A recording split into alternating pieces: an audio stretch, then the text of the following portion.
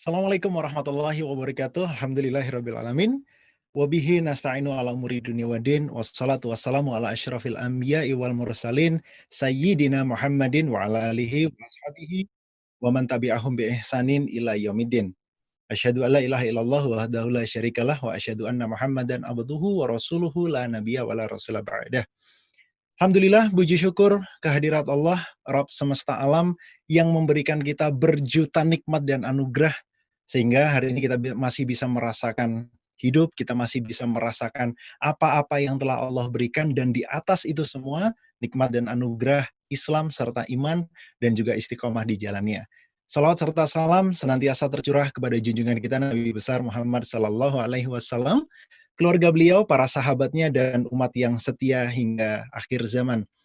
Pemirsa Khilafah Channel, dimanapun Anda berada, Alhamdulillah di kesempatan hari ini, hari Kamis 20 Agustus 2020, atau bertepatan juga dengan tanggal 1 Muharram 1442 Hijriah, kita dapat berjumpa dalam acara premier film Jejak Khilafah di Nusantara. Dan pertama-tama tentu saja kami mengucapkan permohonan maaf sebesarnya karena keterlambatan yang sudah berjalan 1 jam ini, karena tadi ada sedikit gangguan. Tapi alhamdulillah atas izin Allah ini semua dapat teratasi. Ya, saya mungkin ingin menyapa pemirsa dulu yang sudah masuk. Alhamdulillah sampai tadi pagi sudah lebih dari 250.000 peserta yang mendaftarkan diri untuk menyaksikan premier Jejak Khilafah di Nusantara ini. Dan semoga niatan kita adalah untuk senantiasa mengharapkan ridho Allah Subhanahu wa taala. Dan kalau boleh dibilang juga film ini sudah tersebar beritanya terlebih dahulu, entah itu pro kontra dan sebagainya, tapi tenang saja, premiernya baru hari ini, dan tentu saja ini akan menjawab pertanyaan kita, apa sih film Jejak Khilafah di Nusantara? Apakah ini film sejarah, film dokumenter, film action mungkin? Ya, tapi yang pasti, film ini akan mengingatkan kita sebagaimana trailer yang sudah beredar, teaser-teaser yang juga sudah beredar, tentu saja ini mengingatkan kita, bahwa dulu di Nusantara, di negeri kita ini, pernah ada, jejak sebuah negara adidaya bernama Khilafah Islamiyah, dan Khilafah Islamiyah ini telah memberikan, pengaruh atau dampak besar sekali bagi kehidupan kita saat ini, dan banyak sekali peninggalan-peninggalannya, serta, apa yang kita rasakan saat ini ternyata banyak sekali yang, diberikan oleh, orang-orang yang membawa Islam, masuk ke Nusantara atau ke Indonesia ini. Dan alhamdulillah di kesempatan hari ini nanti kita nggak hanya akan nonton film, tapi kita juga akan berjumpa dengan orang-orang yang ada di balik film, dan kita akan kulik-kulik apa saja yang, menjadi rahasia di balik film ini. Karena mungkin, pemirsa mengikuti launching-nya beberapa waktu yang lalu, di sana sempat disebutkan. Oh, nggak jadi, saya nggak sampaikan ya, nanti aja di akhir biar menjadi kejutan. Biar, rekan-rekan saya, biar orang-orang yang berada di balik, layar ini yang nanti akan, menyampaikannya. Dan, terutama juga kami ingatkan kepada pemirsa Khilafah Channel yang saat ini sedang menonton film ini, premier film Jejak Khilafah di Nusantara, nonton bareng bersama-sama, teman-temannya, saudaranya, dan lain sebagainya. Kalau di tempat umum tetap ikuti protokol kesehatan, tetap pakai masker, jaga jaraknya, kemudian jaga kebersihan agar kita, tidak merugikan dan, dirugikan oleh orang lain. Dan untuk yang sedang nonton bareng dengan keluarganya, ya selamat menikmati, selamat, menonton bersama keluarga, bersama orang-orang tersayang. Dan yang nonton sendiri, ya semoga segera dipertemukan oleh Allah dengan begitu ya. Pertemuan kita acara kita hari ini tidak hanya sekedar nonton film, tapi juga kita, sambil tipis-tipis begitu ya memperingati Tahun Baru Hijriah 1442 Hijriah. Dan karena ini bertepatan juga dengan tanggal, 1 Muharram 1442 Hijriah. Dan, alhamdulillah sudah hadir bersama kita tokoh-tokoh, tamu-tamu yang nanti akan menyampaikan, beberapa hal, ya kejutan lah buat kita tentunya ya. Dan untuk memulai acara ini, kita akan mengikuti sebuah greeting speech sebuah sambutan tentang bagaimana seharusnya kita memperingati atau menyambut tahun baru Hijriyah setiap tahunnya. Dan telah terhubung juga bersama kita, beliau adalah Kiai Haji Rahmat S. Labib, seorang ulama yang sangat concern dengan dakwah dan juga perkembangan baik itu di Indonesia maupun secara umum di seluruh dunia tentunya. Dan greeting speech ini akan beliau sampaikan. Langsung saja kami persilakan Kiai Haji Rahmat S. Labib. Tafadhol. Assalamualaikum warahmatullahi wabarakatuh. Alhamdulillahilladzi arsala rasulahu bil huda wa dinil haqqi lidhhirahu 'ala dini kullih wa kafa billahi shahida. Asyhadu an la ilaha illallah wahdahu la syarika lah wa asyhadu anna Muhammadan 'abduhu wa rasuluhu la nabiyya wa la rasula ba'dah.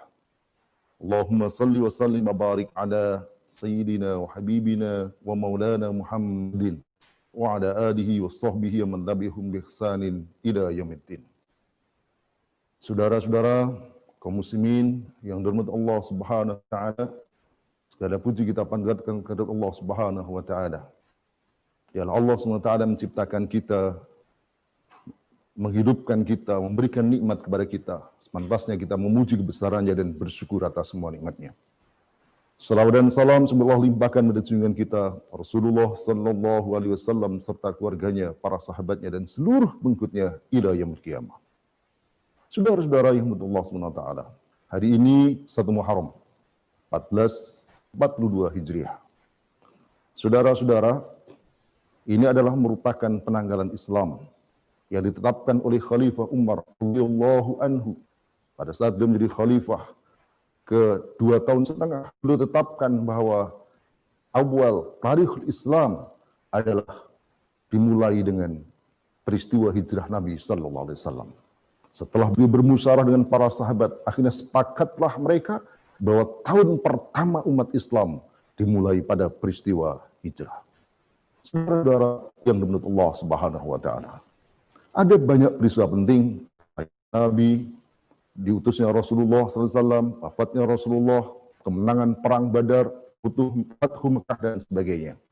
Tetapi tentu bukan tanpa alasan jika kemudian peristiwa hijrah menjadi tonggak tahun pertama bagi umat Islam. Di antara alasan adalah yang dikemukakan oleh Sayyidina Umar sendiri. Beliau mengatakan al-hijrah farraqat bainal haqqi wal batil, bahwa hijrah adalah sesuatu yang memisahkan antara yang hak dan batil. Saudara-saudara yang dirahmati Allah Subhanahu wa taala, dunia ini cuma dua, al-haq atau batil. Al-haq atau al-batil, kebenaran atau kebatilan. Ibarat gelap dan terang, keduanya tak pernah bersatu. Ibarat malam dan siang, tak pernah keduanya bersatu. Yang ada adalah upaya saling mengalahkan. Ketika Rasulullah SAW membawa al-haq, menyampaikan Islam di Makkah, beliau dalam posisi tertindas. Banyak umat Islam yang disiksa, ada yang dibunuh, bahkan sebagian besar atau sebagian umat Islam harus hijrah ke Habasah pada saat itu. Tetapi nasib kondisi umat Islam berubah setelah Rasulullah SAW hijrah ke Madinah. Umat yang sebelumnya tertindas, umat yang sebelumnya begitu mudah dikalahkan, disiksa, ditindas oleh orang kafir, berubah nasibnya menjadi ummah qawiyah, ummah azimah. Pertanyaan penting adalah apa di balik hijrah itu? Tak lain adalah setelah hijrah, umat Islam yang tadinya tak punya daulah, umat Islam yang tadinya ibarat ngontrak di rumah orang lain, punya daulah, punya negara, yang di atas negara atau daulah itulah Islam ditegakkan. Saudara-saudara yang menurut Allah Subhanahu wa taala, peristiwa hijrah terjadi dimulai pada tahun ke-13 Hijriah, ketika ke-13 kenabian, ketika Rasulullah sallallahu alaihi wasallam ada peristiwa Baitul Aqabah yang kedua. Dan dalam bayat itulah ada proses penerangan kekuasaan para tokoh-tokoh Ansar, tokoh-tokoh Khazraj dan Aus, yang mereka menyerahkan kepemimpinan, menyerahkan kekuasaan pada Rasulullah SAW. Dalam lafaz bayat itu jelas dikatakan, bayatna Rasulullah sallallahu alaihi wasallam ala sam'i wa ta'ah fil makrihi wal mansyati fil mansyati wal makrah. Bahwa kami membayat Nabi SAW dalam rangka untuk mendengar dan mentaati.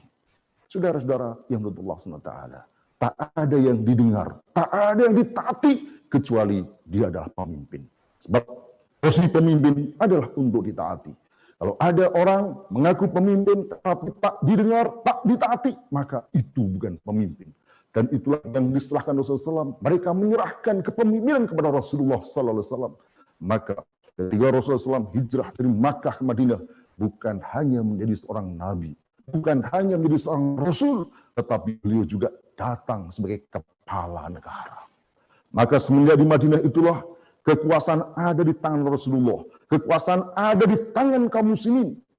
Sejak di Makkah itulah seluruh hukum Islam diterapkan. Itulah hukum yang diterapkan di sebuah tanah bernama Madinah, Al-Munawwarah. Saudara-saudara, Rasulullah SAW yang menjadi pemimpin negara, beliau yang mengatur, beliau memutuskan perkara, termasuk memutuskan kapan perang dan kapan berdamai. Pertanyaan penting, siapa yang punya kekuasaan? Kecuali Rasul, kecuali pemimpin negara, kepala negara, untuk menetapkan kapan perang, kapan damai. Beliau juga yang mengangkat kepala daerah, qadhi, amir jihad, dan seterusnya. Itu menunjukkan bahwa beliau adalah kepala negara. Saudara-saudara yang Allah SWT, maka sejak itulah nasib umat Islam, sejak saat itulah umat Islam punya negara, punya daulah. Dan setelah itu tak hanya berada di Madinah, tetapi menyebar hingga Rasulullah wafat yang takid ila rafiqil a'la, seluruh jazirah Arab berada dalam kekuasaan Islam. Dan ketika Rasulullah SAW wafat itu, maka beliau meninggalkan bukan hanya ajaran, bukan hanya ulama, tetapi beliau meninggalkan sebuah negara yang punya wilayah, yang punya rakyat, yang punya kedaulatan. Dan sejak itu pula langsung kepemimpinan diambil oleh kaum muslimin. Mereka menyerahkan kuasaannya kepada Sayyidina Abu Bakar untuk menjadi khalifah pertama. Itulah tunas, itulah negara khilafah, negara warisan Rasulullah sallallahu alaihi wasallam. Terus menyebar sampai kemudian pada masa Sayyidina Umar beliau menjadi khalifah. Beliau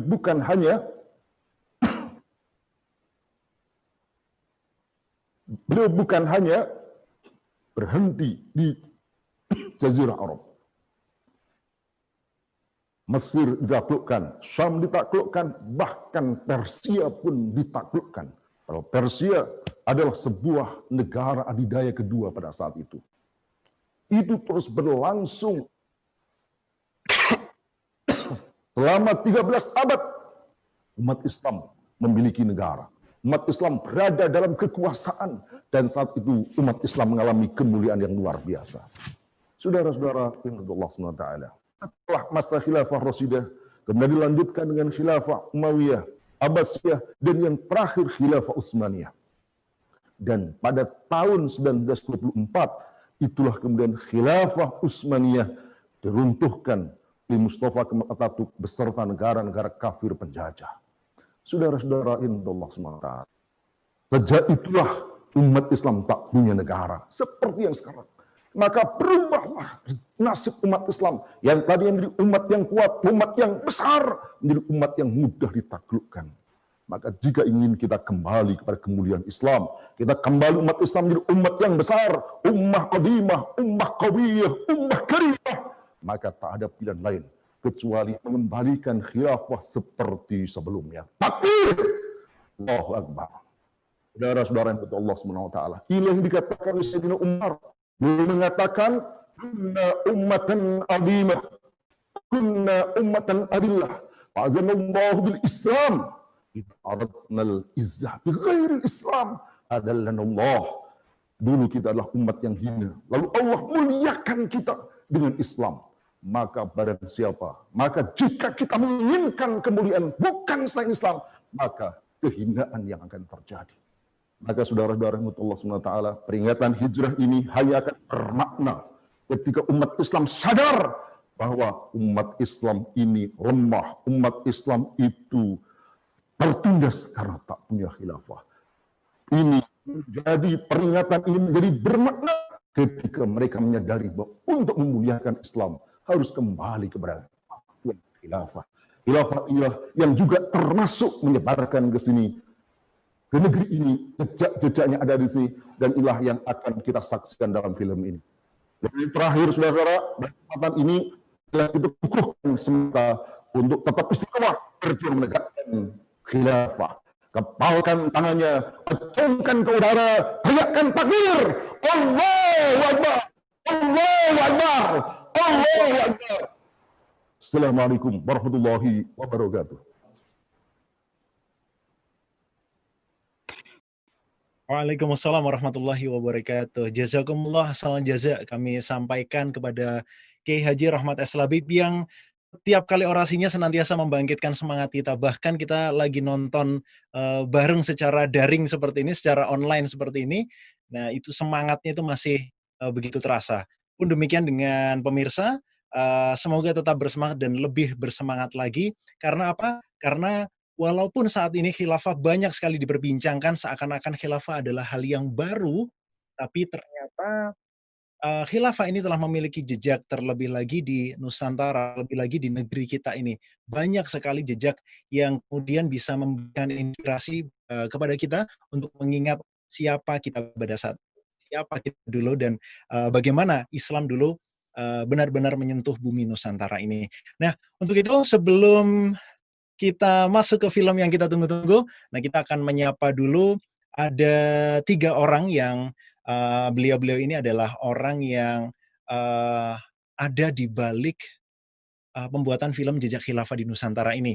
Yang pertama ada Ustadz Ismail Yusanto, beliau adalah penasihat komunitas literasi Islam. Kemudian yang kedua, tentu saja siapa lagi kalau bukan Bung Niko Pandawa, sutradara kita, yang waktu launching sudah ngasih spoiler gitu ya. Saya kalau nonton itu ibaratnya, waduh keluar lagi spoilernya gitu.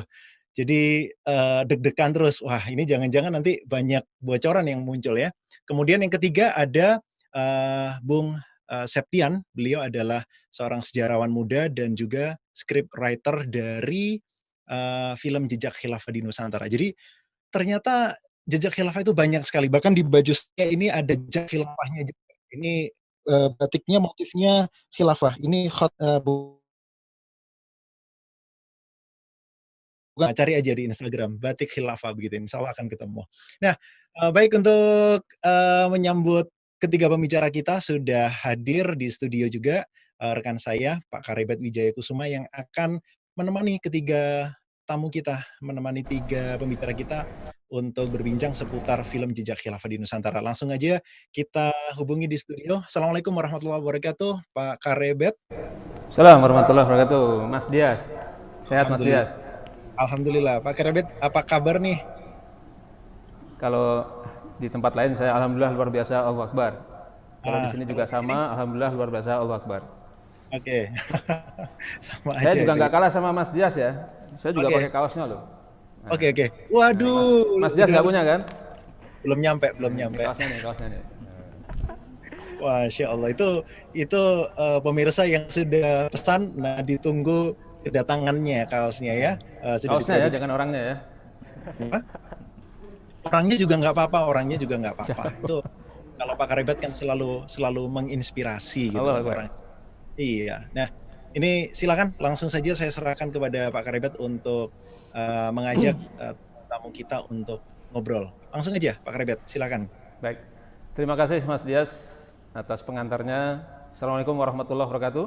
Waalaikumsalam warahmatullahi wabarakatuh. Ya, alhamdulillah pemirsa yang berbahagia dimanapun berada, kita sudah dijumpakan oleh Allah atas izin dan pertolongan Allah untuk menonton sebuah film yang fenomenal, film yang insya Allah akan disebut-sebut sebagai film pertama di dunia yang bicara tentang topik seperti ini secara lengkap.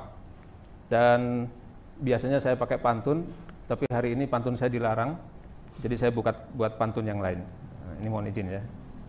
Ada bunga Wijaya Kusuma namanya, ada jejak khilafah di Nusantara. Agak nggak nyambung, nggak apa-apa lah kita sambungkan. Baik, kita ngobrol-ngobrol dengan 3 tokoh di samping kiri saya ya.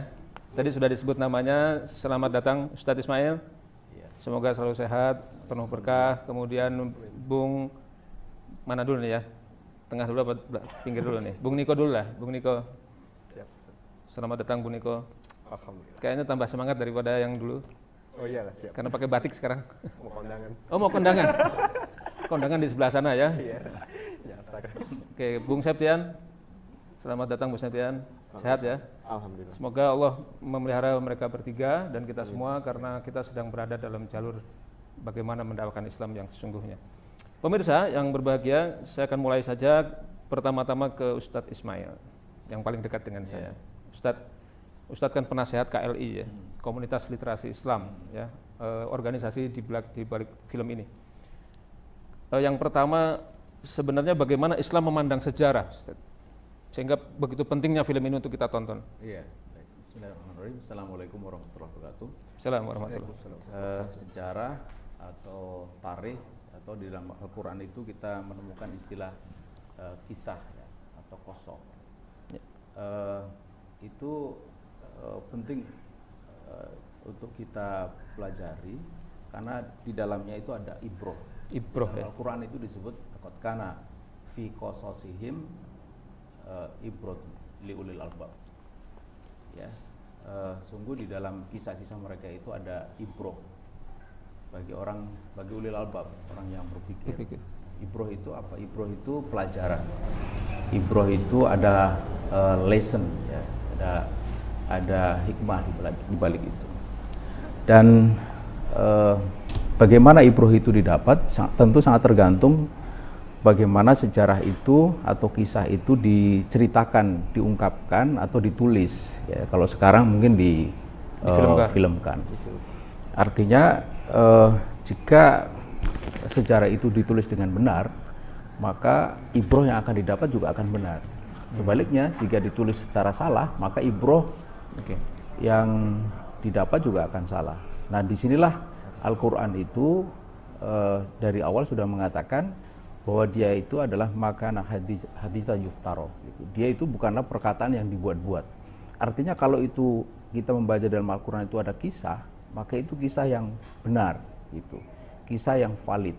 Karena itu maka ibrohnya juga benar, ibrohnya juga valid. Gitu. Itu kisah di dalam Al-Quran. Kita baca banyak sekali di sana kan. Yeah, yeah.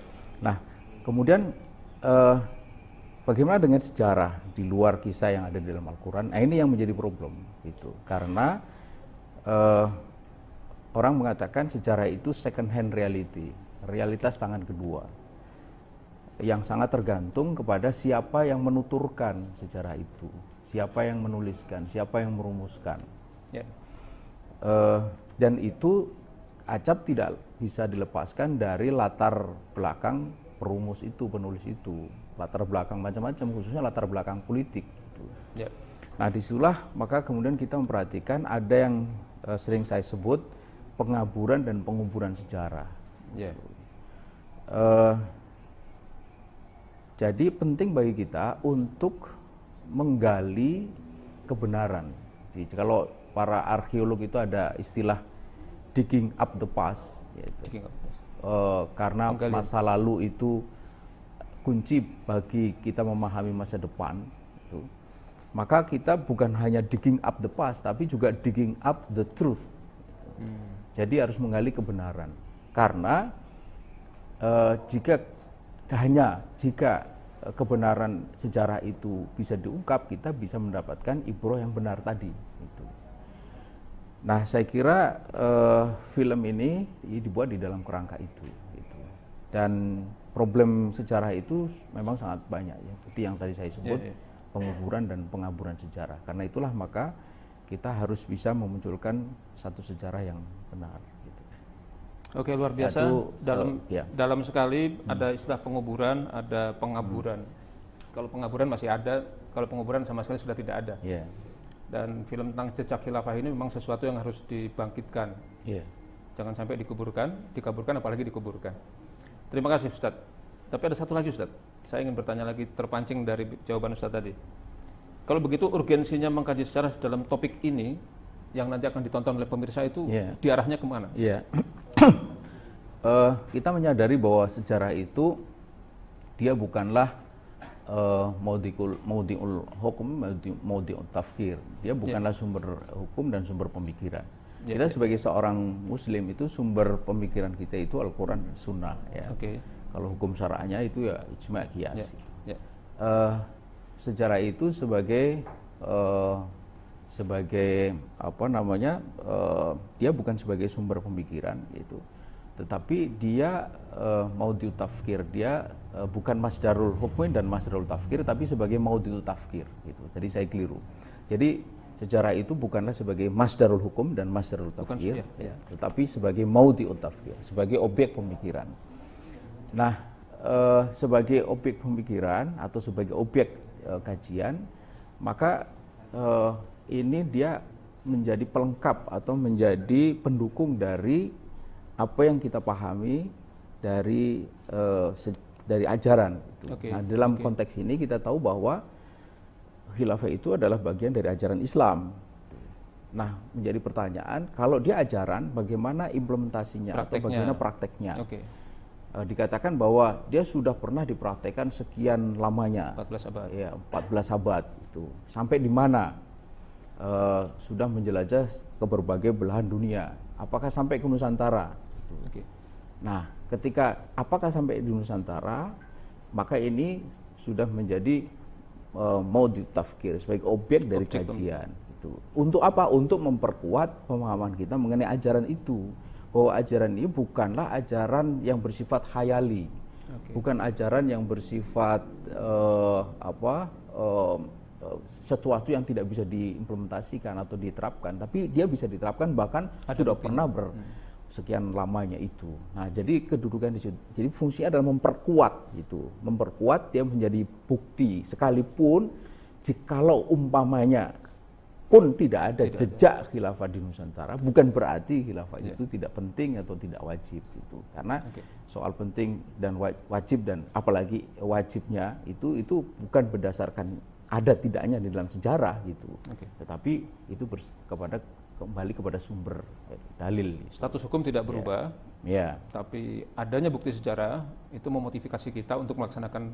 Gitu. Dan itu menguatkan kita bahwa ternyata memang itu pernah ada gitu. Apalagi kemudian adanya itu tidak jauh dari kita, ada di sini gitu, di negeri ini.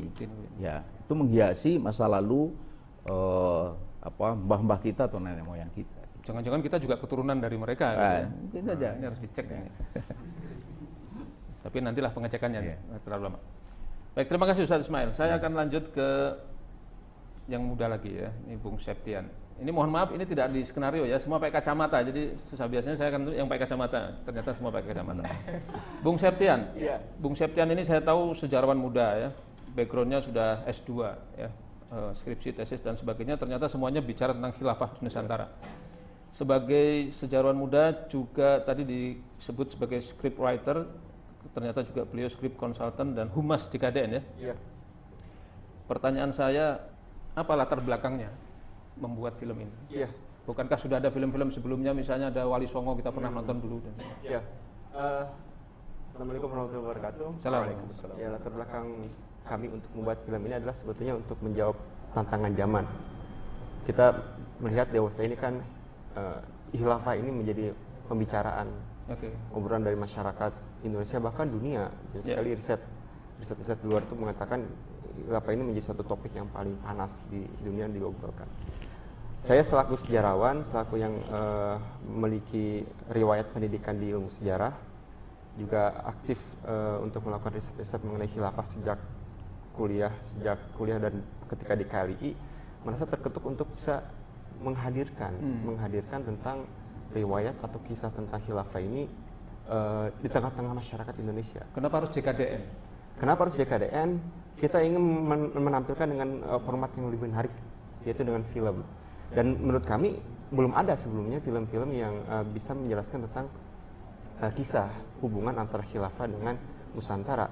Banyak film-film yang lain yang belum sampai menjelaskan tentang hubungan atau relasi antara kekhilafan Islam di Timur Tengah dengan masyarakat Muslim atau rakyat di Nusantara, Indonesia dan sekitarnya. Tadi saya sebut film Wali Songo misalnya? Ya itu belum greget lah, Belum greget ya. belum greget ya untuk menjelaskan tentang hal itu. Kalau mendengarkan uraiannya Bung Septian, saya jadi merasa sebagai sejarawan ini adalah tugas sejarahnya. Iya, fardhu kifayah gitu. Oh, oke. Tugas sejarah dari sejarawan. Ya, tugasnya. Baik. Tapi masalahnya di luar sana, sebelum film ini ditayangkan, itu ada suara-suara sumbang lah. Nah, itu salah satunya yang Iya. membuat saya juga tergelitik bertanya, itu JKD disebut sebagai film propagandis. Iya. Nah, itu gimana? Saya kira di tengah sesuatu yang belum familiar isu khilafah ini, kalau dikaitkan dengan sejarah, Oke.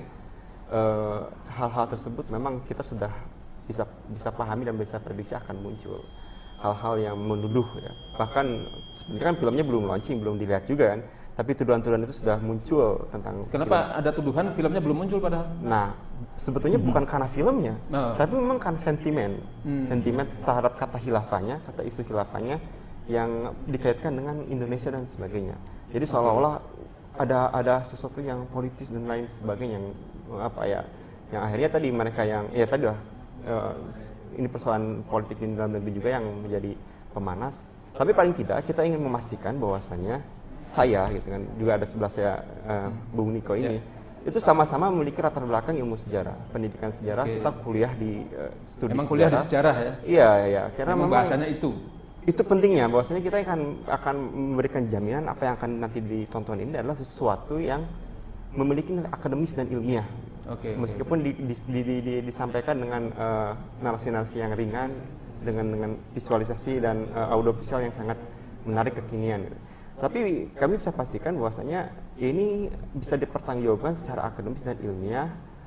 Kalaupun nanti ada suara sumbang, marilah kita berwacana atau berkontestasi masalah isinya gitu. Apakah itu riwayatnya benar, sumbernya benar dan lain sebagainya. Kalau dikatakan propaganda dan lain sebagainya, ya itu tidak relevan dengan apa yang kami kerjakan. dijawab dengan film. Dijawab dengan film. Baik, berarti yang menyebut propagandis itu harus nonton film ini ya? Harus nonton. Jadi makin penasaran ya? Iya, harusnya. Filmnya belum ada, udah disebut propagandis. Betul, mudah-mudahan sudah daftar mereka. Saya lihat yang orang di belakang layar film ini juga kaget juga gitu. Kok bisa orang-orang seperti ini disebut sebagai propagandis gitu? Padahal lucu ya? Lucu kan? Lucu tapi berwibawa itu. Susah mendefinisikan. Terima kasih. Baik, terima kasih Bung Septian ya. Saya sudah buat juga pertanyaan untuk Bung Niko. Ini sama-sama sejarawan, tapi saya harus bagi dua pertanyaan. Kalau tadi bicara tentang kenapa film JKDN itu ke Bung Septian, kalau ke Bung Niko saya ingin lihat prosesnya, Bung. Gimana prosesnya itu? Karena ini kan Nusantara ya, dari ujung sana sampai ujung timur. Iya. Bagaimana mengelaborasinya? Ya, bismillahirrahmanirrahim. Jadi kita membuat film ini, saya sebagai scriptwriter dibimbing dengan kakak saya Septian, ya Bang Septian. Ini kakaknya? Kakak Ketemu gede. kakak seperjuangan. Soalnya beda wajahnya. Ya. Jadi di sini kita ini melandaskan penelitian kita itu tentu dari riset-riset yang sudah dilakukan sebelumnya. Ya. Oke, berarti jauh sebelum film ini sudah ada riset sebelumnya? Sudah riset, Dilakukan Anda kemudian kita kumpulkan lagi berdasarkan tradisi historiografi yang sudah lazim, ya, yaitu berdasarkan sumber primer, terutama sumber primer dan sekunder. Data-datanya juga data-data pustaka, dan tentu juga kita mengambil dari data-data lapangan, begitu. Dan itu ya tersebar dari ujung Sumatera, Aceh, Pulau Jawa sampai ke timur daerah-daerah Maluku, Ternate dan sebagainya, begitu. Anda bekerja sendiri atau ada tim yang Tentu ada tim. Saya bisa meraba betapa besarnya biaya yang dilakukan. Ya, gitu lah. Kelihatannya tambah kurus daripada pertemuan yang dulu ya. Baik, kalau kita bicara mutu, sebuah produk itu kan bisa kita lihat dari sisi penjagaan mutunya itu dari akurasi. Ya. Tadi Ustadz Ismail mengatakan bahwa ini sebagai objek pemikiran. Maka kalau dia benar, dia punya fungsi untuk mendukung. Itu kan berarti bentuk dukungannya dari akurasinya. Bagaimana Anda bisa menyatakan kepada pemirsa, ini film ini akurat? Iya, tadi saya sudah sebutkan bahwasanya film ini sudah melalui tahapan-tahapan riset, verifikasi yang akademis, ya, sehingga insya Allah nanti bisa kita pertanggungjawabkan. Dalam ilmu sejarah, tentu yang awal-awal itu kita lakukan adalah heuristik. Ya, ada proses heuristik. Heuristik itu apa? Heuristik itu adalah mencari sumber. Ya, tadi saya katakan baik itu sumber primer maupun sekunder. Yang tentu temanya itu berdasarkan dengan tema yang kita tetapkan. Jangan masuk ke film ya, cukup cerita itu aja ya. Iya, yaitu jejak khilafah di Nusantara. Ya, kita sebenarnya ruangnya itu harusnya se-Asia Tenggara, karena kaum muslimin di Asia Tenggara ini itu bukan hanya sebatas Indonesia, tapi juga ada Nusantara itu Malaysia, meliputi Asia Tenggara. Malaysia, Thailand, Filipina, Sulu dan sebagainya. Mungkin Harusnya nanti, yang nonton juga pemirsa dari negara itu ya. iya, karena mereka ya sama-sama saudara kita, begitu. Nah, Oke. dan itu merupakan proses yang awal, yaitu proses heuristik mencari data. Heuristik. Kemudian setelah itu kita melakukan verifikasi. Dari data-data yang kita kumpulkan, kita melakukan kritik, ya, baik itu kritik internal maupun kritik eksternal. Ya, kritik ke barang-barang yang kita dapatkan selama penelitian kita.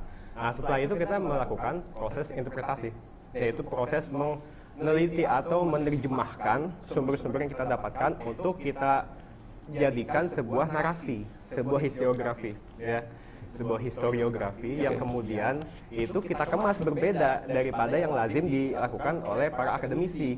Kan kita Bedanya di mana? Bedanya di mana? ya, kita tahu bahwasanya para akademisi itu menelurkan penelitiannya melalui tesis, skripsi, disertasi dan sebagainya. Nah, cuma kita ini karena target kita adalah masyarakat umum, ya, kaum muslimin pada umumnya, yang dia itu dari berbagai macam latar belakang, maka kita ingin menghadirkan sebuah hasil penelitian yang insya Allah itu bisa dicerna oleh semua pihak, yaitu dengan cara audiovisual atau film, begitu. Kalau dibukukan berapa halaman ya? Belum kita ya 1000 mungkin. Jangan dijawab. Kita tonton filmnya. berjilid-jilid. Baik, pemirsa, meskipun singkat tapi luar biasa, kita bisa mendapat clue dari film ini. Film ini ternyata sangat penting. Tadi Ustadz Ismail mengatakan bahwa posisi sejarah itu adalah ibroh. Tapi bagi yang memikirkan, oke, saya sapa sebelah sini sekarang. Jadi penting. Tapi ada catatan dari Ustadz Ismail bahwa ini bagi orang-orang yang berpikir li ulil albab. Kalau nggak mau mikir berarti nggak penting juga gitu kan, jadi susah di situ. Maka kita mengajak pemirsa untuk mikir setelah ini. Kemudian yang kedua, ternyata dia tidak mengubah masdar hukumnya, tapi dia bisa menjadi pendukung terhadap hukum itu. Bahwa ada khilafah sebelumnya, ternyata dibuktikan di situ. Nah, tapi benar nggak ada khilafahnya? Jejaknya ada, kita lihat nanti filmnya. Saya juga belum lihat filmnya, tenang. Jadi kita sama-sama belum tahu. Kemudian yang ketiga, yang saya tertarik itu adalah filosofinya, karena mereka adalah orang-orang yang berkecimpung di juga sejarah, bahkan program studinya juga sejarah, belajarnya juga sejarah, dan ini saya menyebutnya tugas sejarah. Masa sejarawan nggak buat sejarahnya sendiri kan juga aneh gitu loh. Masa diserahkan kepada yang lain, yang bukan ahlinya. Jadi ini sudah sangat tepat. Nah, dan kemarin tadi saya kunci dengan pertanyaan yang paling akhir, bagaimana menjaga akurasi dari film ini. Nah, ternyata tadi sudah dapat jawabannya. Jadi kalau begitu, ini bagi orang yang berpikir, ini sangat penting. Kemudian ini tugas sejarah, dan akurasi sudah jaga. Jadi jangan kemana-mana, kita saksikan filmnya saja.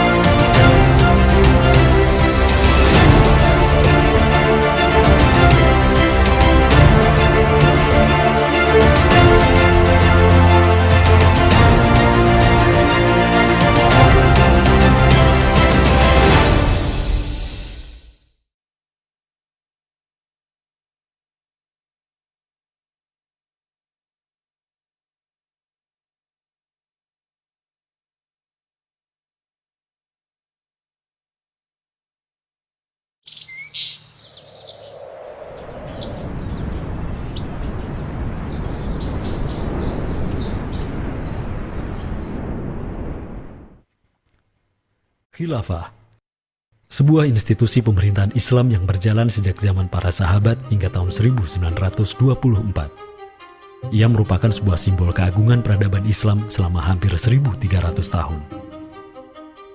Setelah hampir seabad pasca keruntuhannya, kini ia kembali mencuat sebagai isu yang begitu hangat di tengah masyarakat. Belahan dunia timur dan barat membicarakannya, tak terkecuali di Indonesia.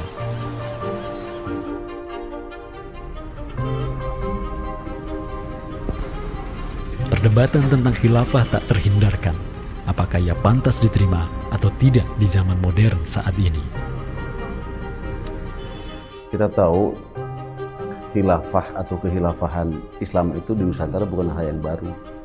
Ya, sudah ada hubungan relasi antara kesultanan-kesultanan dan kerajaan Islam Nusantara dengan kehilafahan di Turki Utsmani atau wilayah Arab secara keseluruhan itu sejak abad ke-7.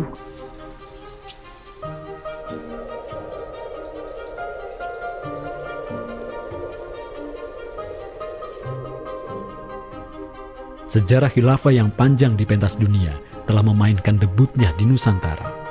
Islam yang diemban para punggawanya telah menjadikan Nusantara jaya dan menjadi sumber utama perlawanan terhadap para penjajah.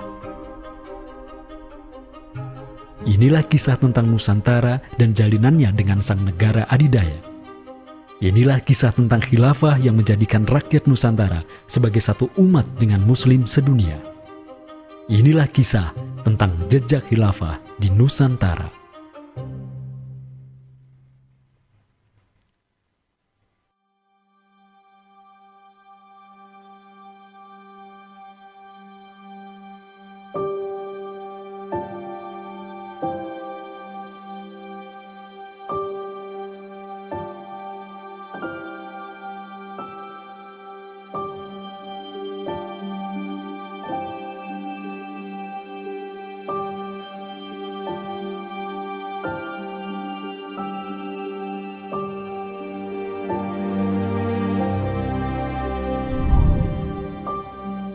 Senin, 12 Rabiul Awal tahun 11 Hijriah, bertepatan dengan tahun 632 Masehi. Seluruh langit dunia dirundung mendung. Semua orang di Madinah menundukkan wajahnya, kosong pandangan seraya bercucuran air mata. Di pagi itu, kabar duka menyeruak ke seluruh negeri. Rasulullah Sallallahu Alaihi Wasallam wafat. Pada saat Rasulullah SAW wafat, Abu Bakar itu berkhutbah. Abu Bakar mengatakan begini, Ya ayyuhan nas, inna Muhammadan qad mata. Wala budda lihada dini man yakumu bihi. Kata Abu Bakar begitu. Wahai manusia, sesungguhnya Muhammad sudah wafat. Dan urusan agama ini harus ada yang mengurusnya. Setelah Abu Bakar menyampaikan demikian, para sahabat pun segera bersepakat untuk mencari dan memilih Khalifatur Rasulillah, seorang pengganti Nabi untuk menjaga agama dan menjalankan urusan dunia. Mereka bahkan lebih menyegerakan urusan ini ketimbang menyegerakan pemakaman jasad Rasulullah SAW yang mulia, menandakan bahwa urusan kepemimpinan untuk kaum muslimin pasca wafatnya Nabi merupakan perkara yang amat mendesak. Karena itu Sayyidina Umar juga mengatakan, La islama illa bil jamaah, wala jama'atan illa bil imarah, wala imaratan illa bil ta'ah. Umar juga memahami sebagaimana yang dipahami oleh Abu Bakar. Islam ini tidak akan kuat kecuali dengan adanya jamaah, dengan adanya persatuan.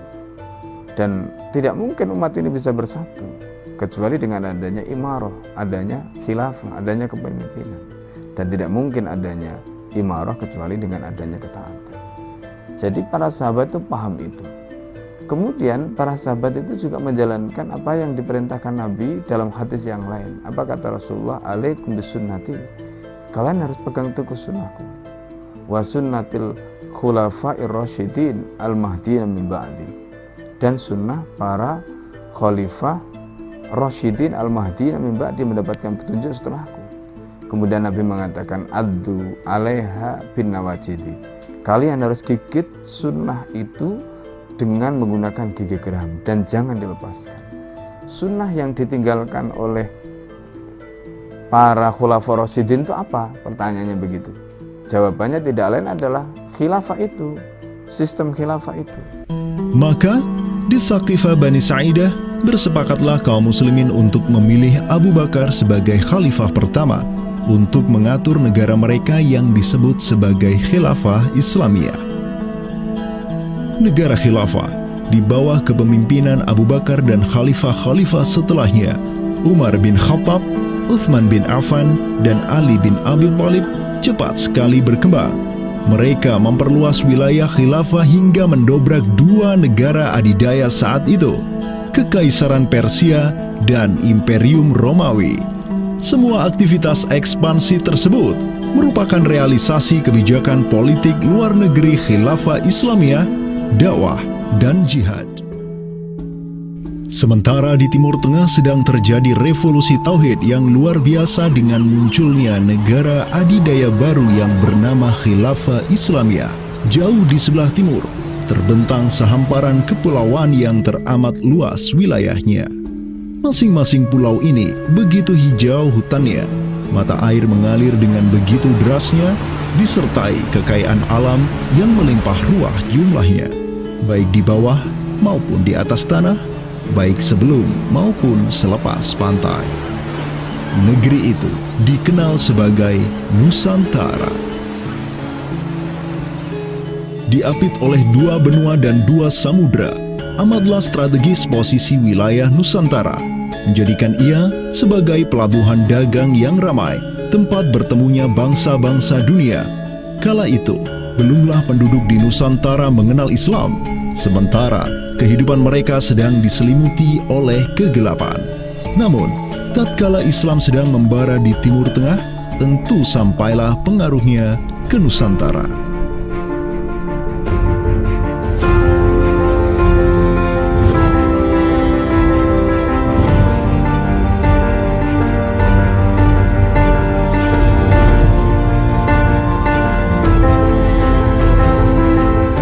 Saya ingin mengutip apa yang pernah dinyatakan oleh Buya Hamka ya di dalam buku beliau dari Perbendaharaan Lama, termasuk juga buku beliau yang judulnya Sejarah Umat Islam, yang beliau menyatakan bahwa sesungguhnya teori yang kita tahu bahwa Islam masuk ke Nusantara itu berasal dari Gujarat pada abad ke-12 sampai 15 Masehi, itu sebetulnya tidaklah tepat sepenuhnya. Karena apa? Karena Buya Hamka memiliki pandangan ataupun penjelasan terkait dengan kapan sesungguhnya Islam masuk ke Nusantara, ke Indonesia. Beliau menyatakan bahwa Islam masuk ke Nusantara itu jauh sebelum teori Gujarat.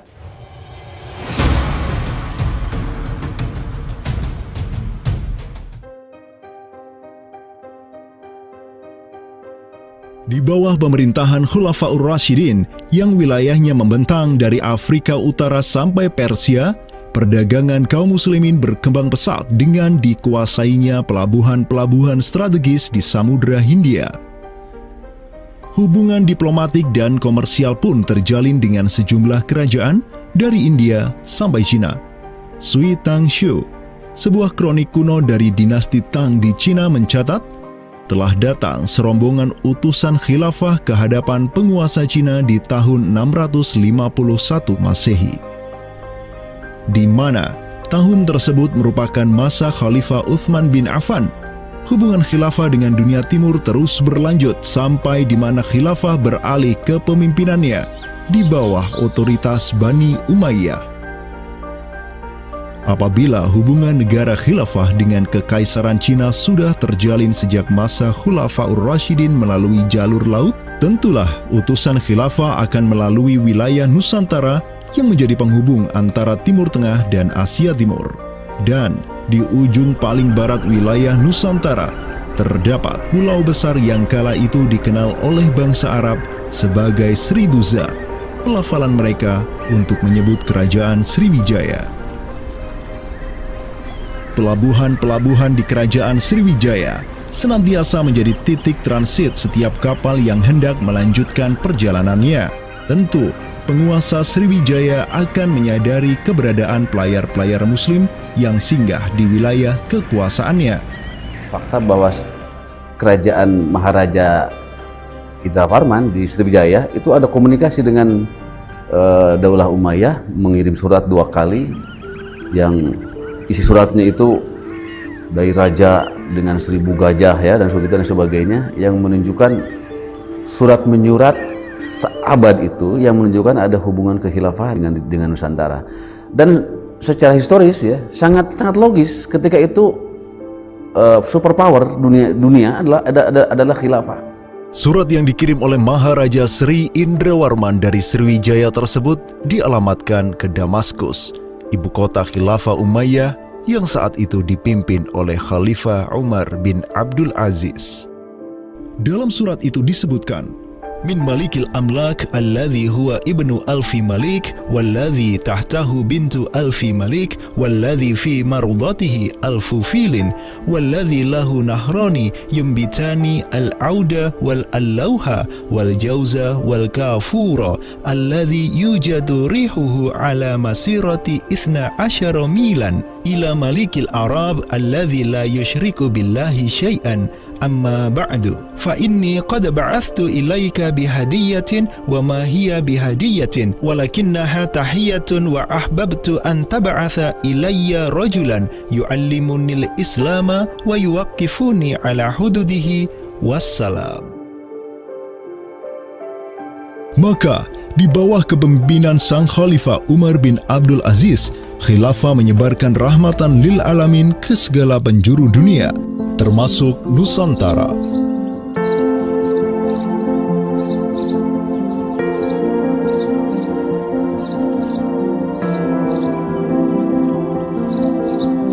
Seperti sekarang Amerika atau Eropa kan, ada hubungan dengan semua negara karena dominasi politik, ekonomi mereka, budayaan dan sebagainya. Saat itu penguasa dunia atau superpower adalah dunia Islam, institusi politiknya khilafah, maka sangat logis kalau ada relasi dengan berbagai semua negara.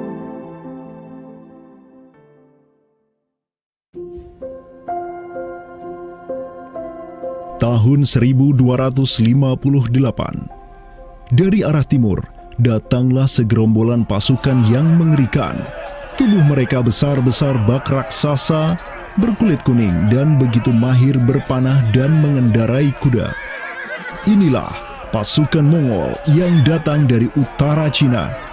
Khalifah Al-Musta'sim itu dibunuh oleh Hulagu Khan, ya, pemimpin tentara Mongol. Kemudian pasca penaklukan Baghdad, itu Baghdad menjadi kota kosong, ya. Penduduknya dibantai, khalifah dibunuh, ya. Kotanya dibakar, perpustakaannya dihancurkan. Wah, pokoknya kacau sekali lah. Nah, tapi ternyata banyak keluarga Abbasiyah, ya, dinasti Bani Abbasiyah yang dia itu selamat dari pembantaian orang-orang Mongol, dan mereka itu akhirnya berdiaspora, mengungsi, ya. Ada yang berdiaspora, ada yang mengungsi ke Hijaz, ada yang mengungsi ke daerah Najd, ya, ada yang mengungsi ke daerah Mesir.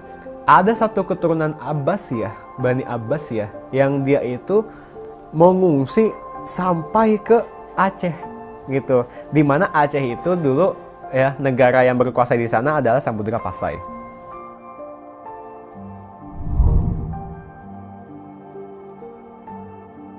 Terdapat 3 orang Bani Abbasiyah yang diketahui dimakamkan di Aceh, yakni yang pertama Sodrul Akabir Abdullah bin Muhammad Al-Abbasi, keturunan Khalifah Al-Mustaunsir Billah.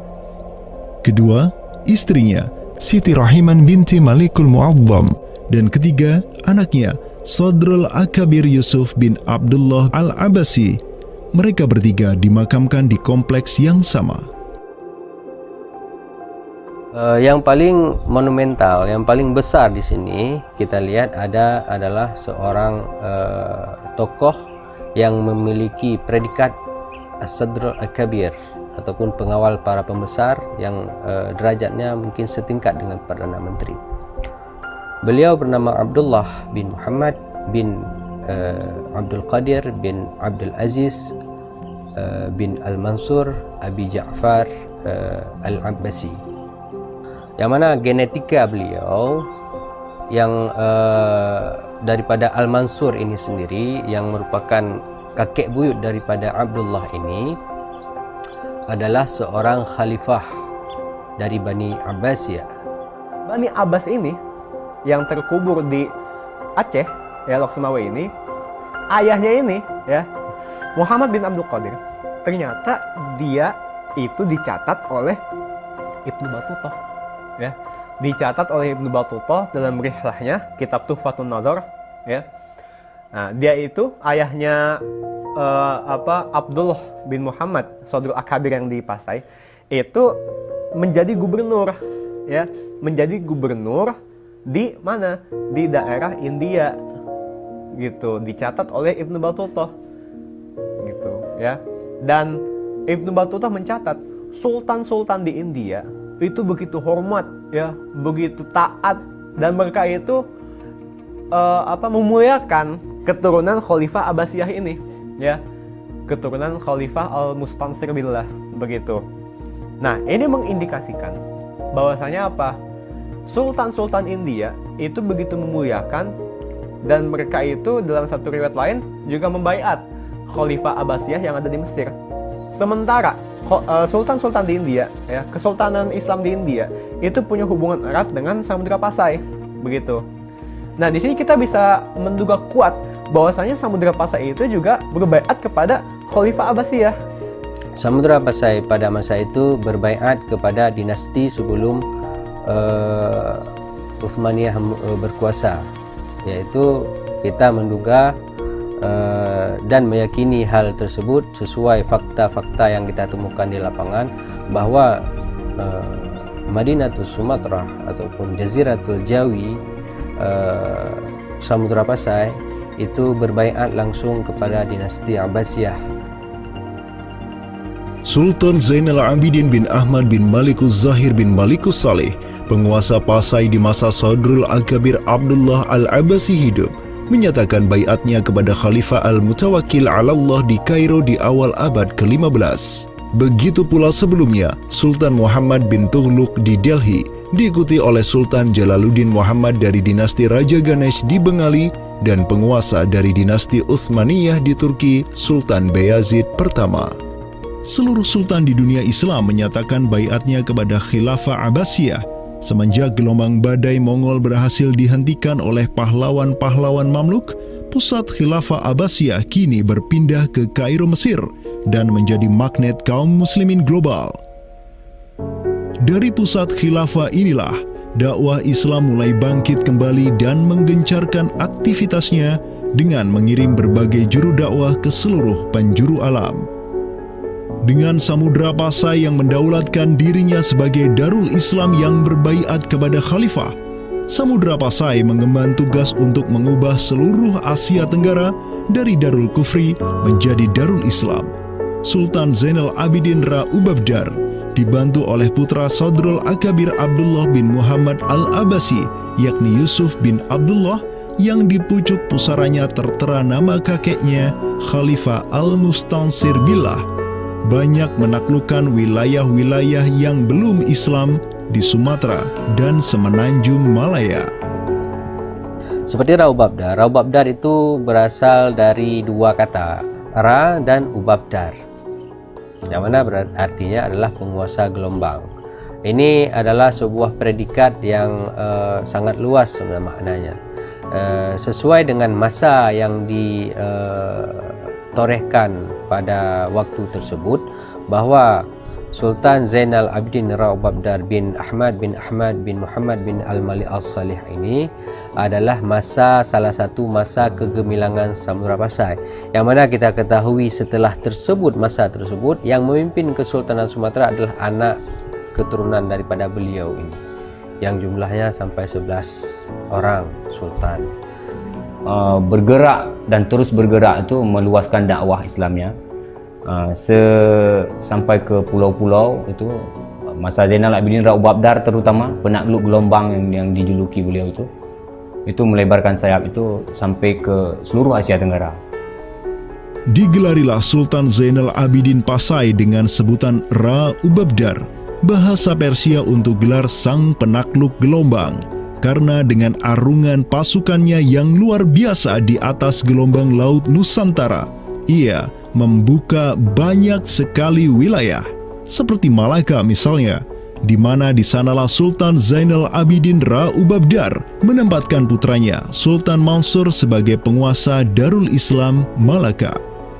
Kesultanan Samudra Pasai banyak pula mengirimkan juru dakwahnya untuk meminta penguasa-penguasa Nusantara lain agar menerima Islam. Salah satu juru dakwah tersebut dikirim ke Jawa Timur, pusat pemerintahan rezim yang mendominasi wilayah Nusantara saat itu, Kerajaan Majapahit.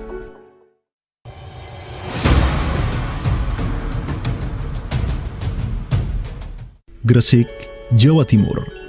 Di kota yang hanya berjarak 60 km dari Trowulan, ibu kota kerajaan Majapahit, terbaring jasad mulia di atas pusara marmer yang begitu indah. Inilah kubur seseorang yang menginisiasi tegaknya Islam di tanah Jawa, Maulana Malik Ibrahim, yang kemudian dikenal sebagai Sunan Gresik. Malik Ibrahim adalah seorang yang berkedudukan tinggi di lingkaran kuasa Samudra Pasai, terlihat dari gelarnya yang bertajuk Umdatus Salatin wal Wuzara, pondasi para sultan dan wazir, di mana gelar tersebut adalah gelar untuk wakil Sultan Samudra Pasai sebagaimana yang dicatat oleh Ibnu Batutah. Gelarnya yang lain seperti Burhanud Daulah Waddin, penerang negara dan agama, adalah gelar yang disematkan kepadanya selayaknya gelar-gelar yang diberikan Khilafah Abbasiyah kepada pejabat-pejabat penting daulah, sebuah gelar yang begitu politis sekaligus agamis.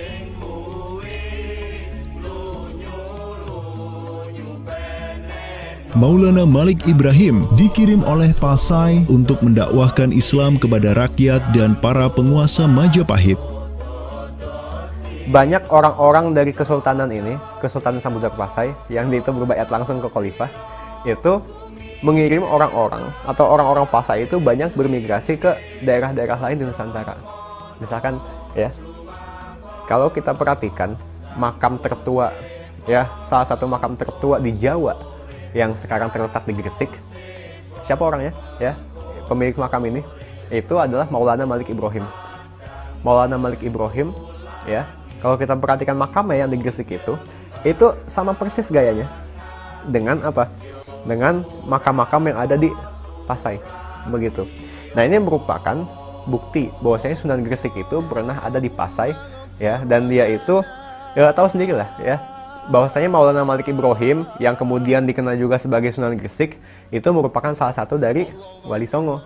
Bersama kakek, paman, keponakan, cucu cicit dan murid-murid pilihannya yang kemudian disebut Wali Songo, Maulana Malik Ibrahim berdakwah di Jawa dan menyebarkan Islam di kalangan penduduknya. Mereka mendapat sokongan penuh dari negara yang berkuasa di Samudra Pasai, kesultanan yang berbaiat kepada Khilafah Abbasiyah.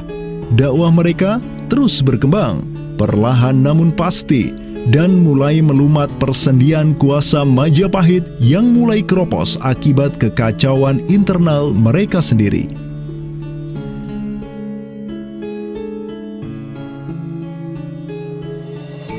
Para Wali Songo juga dihormati karena sebagian besar dari mereka menyandang status sebagai keturunan Nabi melalui jalur Husain bin Abi Thalib yang terus turun-temurun kepada Muhammad Sahib Marbal, turun lagi ke Alawi sampai ke Imam Jamaluddin Al-Husaini yang dikenal juga sebagai Syekh Maulana Jumadil Kubra, yang dari dialah para Wali Songo lahir sebagai anak-anaknya.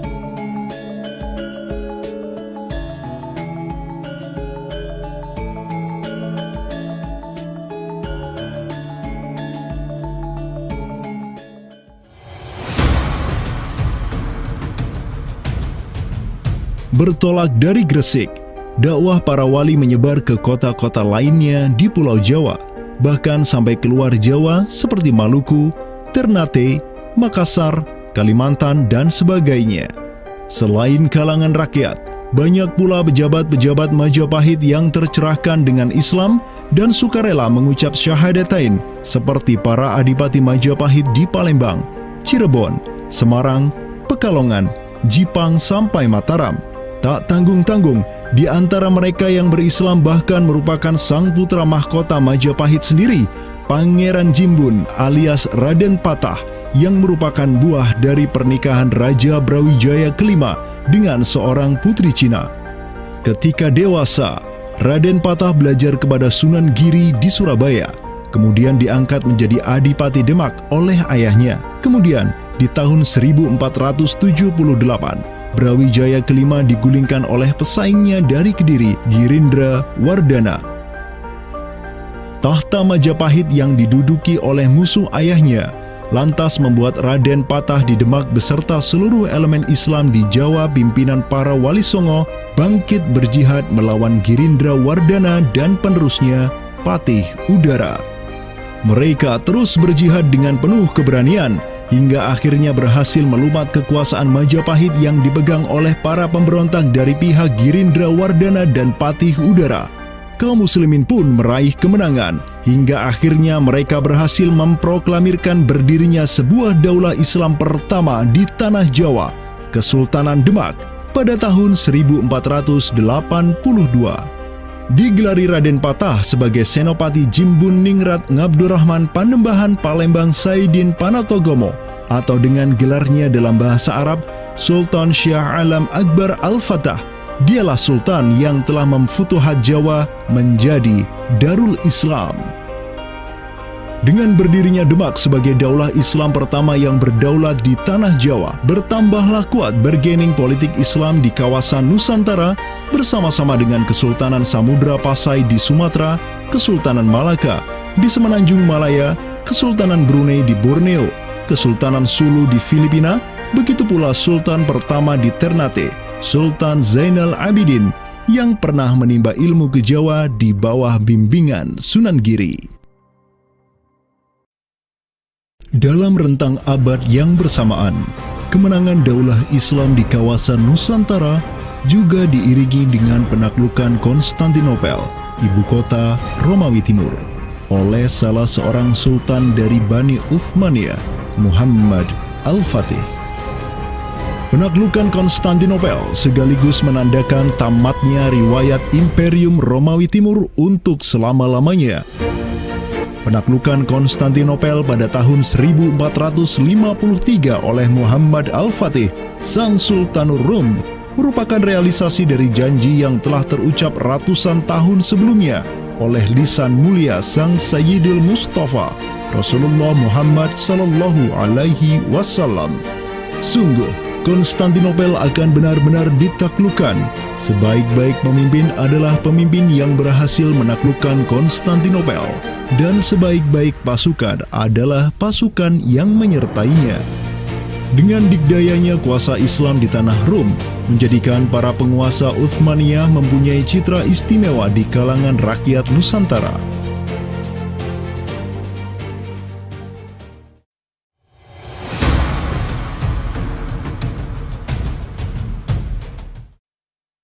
Namun demikian, dikala penaklukan demi penaklukan sedang digencarkan oleh tentara Islam mulai dari Rum sampai ke Nusantara, penaklukan yang sama juga digencarkan oleh tentara Kristen di ujung paling barat dunia Islam, Andalusia. Berbeda dengan penaklukan yang kaum muslimin lakukan, di mana penduduk asli suatu tempat diberi toleransi yang luar biasa atas agama dan properti mereka, tentara Kristen Portugis dan Spanyol menaklukkan wilayah Islam di Andalusia yang saat itu sudah terpecah menjadi Reyes de Taifas atau Mulukhut Tawaif atau kerajaan-kerajaan yang saling tercerai-berai. 1492, kekuasaan Islam terakhir di Andalusia, Granada, berhasil ditaklukkan oleh suami istri yang menjadi penguasa Spanyol, Fernando de Aragon dan Isabella de Castilla. Penaklukan kembali wilayah Andalusia menjadi negara Kristen yang mereka sebut Reconquista telah menyebabkan populasi kaum muslimin di sana tersapu bersih, entah karena diusir, dimurtadkan, atau dibunuh. Selain Reconquista, kaum Kristen Spanyol dan Portugis juga mempunyai motif ekonomi untuk menjadikan diri mereka kaya, yakni dengan mencari jalur rempah di Samudra Hindia yang saat itu merupakan potensi sumber daya alam yang luar biasa. Program mereka untuk mencari rempah di Samudra Hindia mereka sebut sebagai Estado da India. Kita sering dengar dengan istilah 3G gitu kan. Glory, Gospel, dan Gold gitu kan. Jadi ya mereka ingin ekspansi, mereka ingin menyebarkan misi agama mereka, dan mereka juga ingin mencari gold. Goldnya sini adalah justru adalah rempah gitu kan. Begitulah betapa berharganya rempah pada saat itu, sampai 1 gram pala dihargai dengan 2 gram emas gitu kan. Paus Alexander ke-6, pemimpin kaum Kristen saat itu, begitu mendukung hasrat Portugis dan Spanyol untuk menjelajah dunia dan menyebarkan Kristen. Maka, berangkatlah gelombang penjelajah Portugis yang disertai pasukan dan senjata untuk menaklukkan dunia Islam di Samudra Hindia. Di bawah pimpinan Alfonso de Albuquerque, armada Portugis berhasil menaklukkan Goa di India pada tahun 1510, dan setahun kemudian berhasil sampai ke Malaka, merebut pelabuhan strategis itu dari Sultan Mahmud Syah yang memerintah tempat tersebut. Dengan bercokolnya Portugis di Nusantara, dimulailah babak baru sejarah Islam di kawasan ini.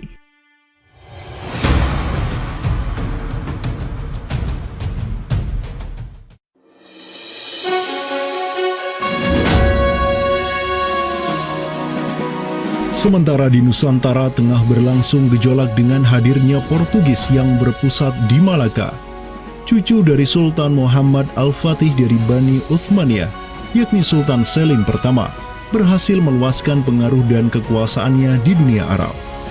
Pada tahun 1517, beliau berhasil merebut Suriah, Mesir, dan Hijaz dari kepenguasaan kaum Mamluk.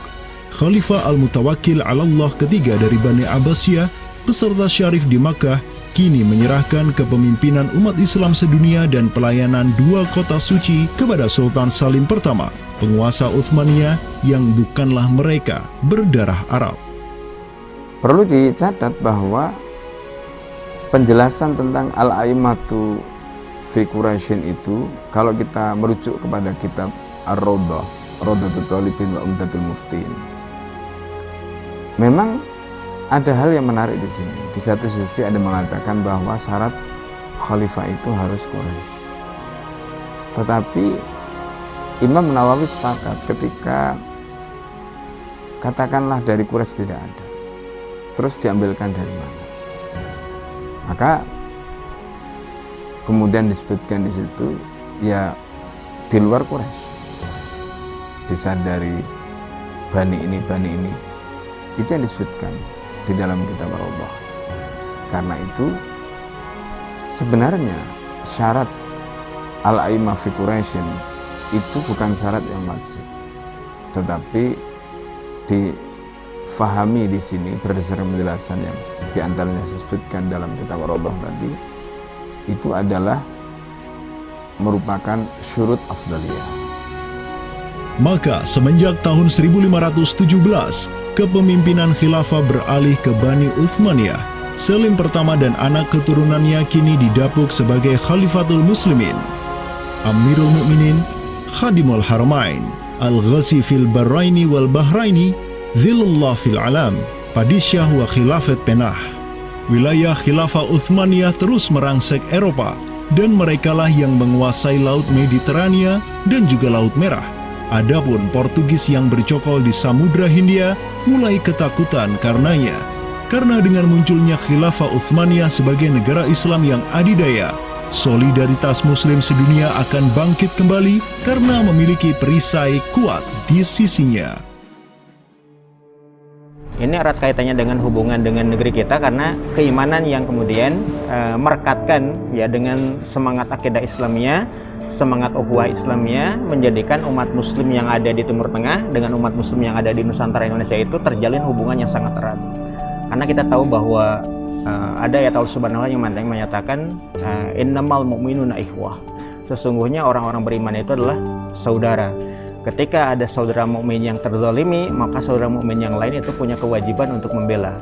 Demikian pula ketika muslimin Nusantara itu terzalimi dengan adanya penjajahan, dengan adanya imperialisme yang dilangsungkan oleh orang-orang kafir penjajah, baik itu oleh Portugis, Spanyol, Inggris, Perancis ataupun Belanda ya. Maka kemudian muslim yang ada di Timur Tengah yang pada waktu itu masih memiliki kepemimpinan yang tunggal untuk seluruh dunia, yaitu khalifah, itu juga turut ya memperhatikan, turut mendukung, turut memperjuangkan pembebasan ataupun kemerdekaan bagi bangsa muslim Nusantara. Kenapa? Ini semangat jihad di antara kaum muslim yang dihubungkan dengan semangat keimanan atau akidah Islamiyah tadi. Kenapa? Yang namanya mukmin itu adalah kal jasadil wahid, ya, satu tubuh. Ketika bagian tubuh yang lain itu teraniaya, maka tubuh yang lain pun punya kewajiban untuk membelanya ataupun juga ikut merasakan penderitaan yang dialami oleh bagian tubuh kaum muslim yang lain. Semenjak Portugis berhasil menancapkan kukunya di India dan Malaka, tidak hanya dua wilayah tersebut yang ditimpa petaka, namun juga hampir seluruh kesultanan di Samudra Hindia dan Nusantara. Sultan dari Samudra Pasai kala itu, Zainal Abidin bin Mahmud bin Zainal Abidin Ra'ubabdar, yang mendaulatkan dirinya sebagai Al-Qaim tahta Amri Rabbil Alamin, orang yang berdiri di bawah perintah Tuhan semesta alam, mengirim surat kepada Portugis di Malaka untuk menggugat kelakuan mereka yang sangat merugikan kaum muslimin di kawasan.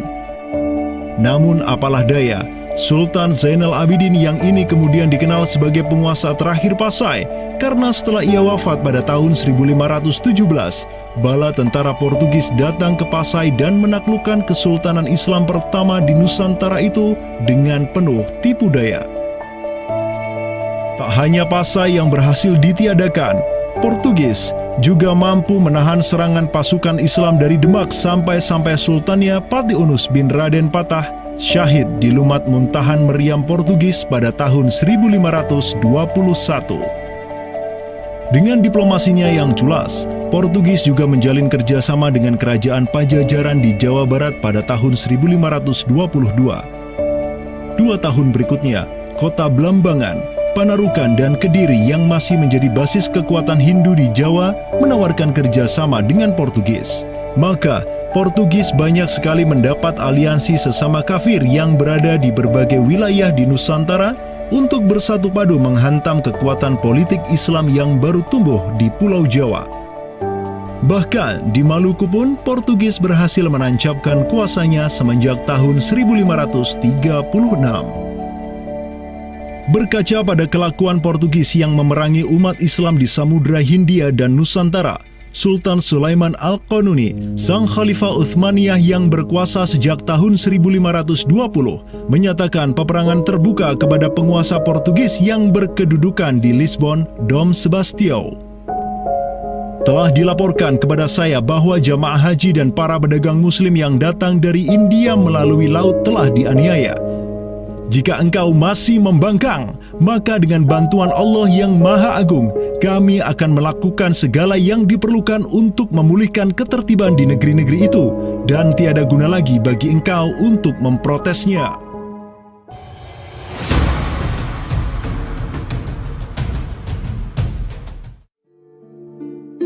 Penjaga kedaulatan Islam di Sumatera yang harum selama ratusan tahun, Samudra Pasai, kini sudah sirna di bawah kungkungan Portugis. Namun, harapan kemenangan itu masih ada. Karena tak lama setelah itu muncul kekuatan baru yang terbit di ujung utara Sumatera, Kesultanan Aceh. Kita mengetahui bahwa Sultan Aceh yang pertama adalah Sultan Ali Mughayat Shah. Ya, beliau wafat tahun 1530. Dan ini merupakan masa yang bersamaan dengan Sultan Sulaiman Al-Qanuni dari Khilafah Utsmaniyah. Prestasi Sultan Ali Mughayat Shah telah dicatat dengan tinta emas sejarah. Kegemilangan Sultan Aceh pertama itulah yang direkam oleh salah seorang ulama besar dunia Islam, Syekh Ahmad Zainuddin Asy-Syafi'i Al-Malibari, yang merupakan murid dari ulama tersohor Ibnu Hajar Al-Haytami. Dalam kitabnya Tuhfatul Mujahidin fi Ba'di Akhbaril Burtukaliyin, Syekh Zainuddin Asy-Syafi'i menulis, dan mereka, orang-orang Portugis, semoga Allah mengalahkan mereka, mendatangkan berbagai barang dari negeri-negeri yang jauh. Mereka menjadi ramai dan bertambah banyak di kawasan.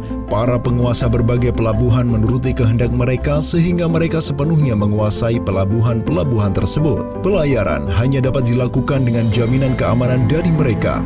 Perdagangan dan kapal-kapal mereka bertambah banyak, dan sebaliknya, perdagangan muslimin di luar kapal-kapal dan benteng-benteng yang mereka bangun makin merosot.